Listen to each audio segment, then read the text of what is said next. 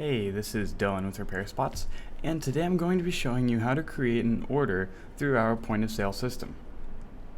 So in order to create an order, you'll just go to the quick action panel on the right hand side, or you can go directly to orders here on the left hand menu.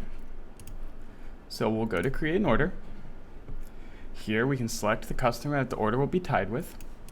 You can either create a new customer or choose from the list of existing customers. Here we will put the part that is to be ordered. So here we can put an iPhone LCD. And then here we can put the customer's price, as well as the cost for the store. If any notes are important, then here you can place them. And then this checkbox is for adding sales tax to the order. So we'll just check that. And here we'll see the total of for the customer's price after tax. We will submit that order, and that order has been made. So now if we go to orders, which we can either access by clicking this box right here, or going down to orders down in the menu. Here we will see the new order that we have just created, and here is the order details page.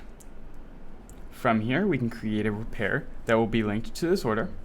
We can create an appointment to be linked to this order, as well as view the payment, print the QR code for the order, add any notes that are going to be important, and they'll be appearing right here on the right hand side, as well as the note that's created in link with the order from earlier. We can then go to tracking to put a tracking number onto the order and then track it from USPS, UPS, or FedEx. We can update the order status to received, ordered, or delayed if any of them are necessary, or cancel it in general.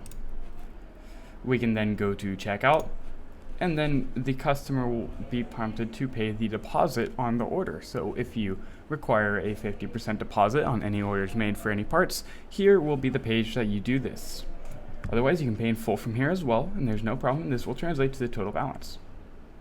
You can also email and call the customer from this page.